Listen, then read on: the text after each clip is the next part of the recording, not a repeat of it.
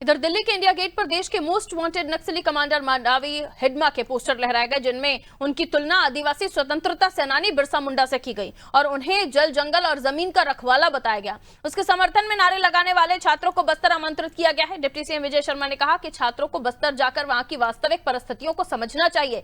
दिल्ली में बैठकर केवल सुनी सुनाई बातें करना उचित नहीं है। उन्होंने बताया कि बस्तर के युवाओं और उनके जीवन हालात से मिलना आवश्यक है, जो अक्सर मीडिया में दिखाई नहीं देते। शिक्षा, स्वास्थ्य और स्थानीय विकास की सुविधाओं के बारे में छात्रों को वास्तविक जानकारी देना जरूरी है।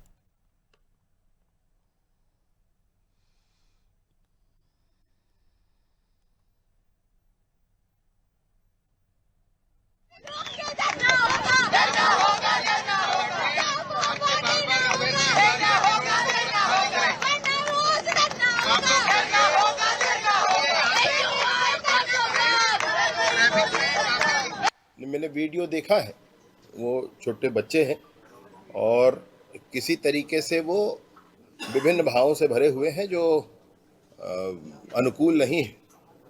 और उनमें वो जो कह रहे हैं कि जनताना सरकार के माध्यम से सस्टेनेबल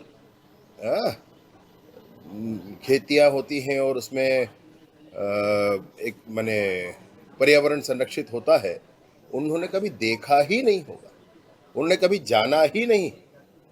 मैं ज़रूर इनको कहना चाहता हूँ, बिल्कुल आप आ जाएं, एक बार मुझे सूचना कर दें, मैं सब कुछ मैनेज कर दूंगा। एक बार आकर के देख लें भाई, एक बार 25 साल के बस्तर के उस नौजवान से मिल लें जिसने पहली बार 25 साल के बाद टीवी देखा होगा।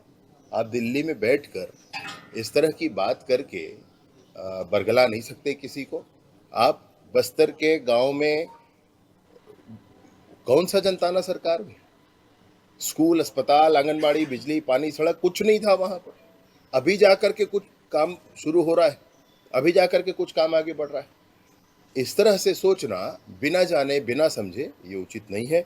और बच्चों के संदर्भ में मैं सिर्फ इतना ही कहूँगा कि वो कम उम्र के हैं, उचित भाव के साथ समाज और देश के लिए बोलना अच्छी बात, प्रश्न करना अच्छी बात, उसमें कहीं कोई संशय नहीं। लेकिन आप उचित चीज़ों को जानें और उसके बाद कहें तो अच्छा है।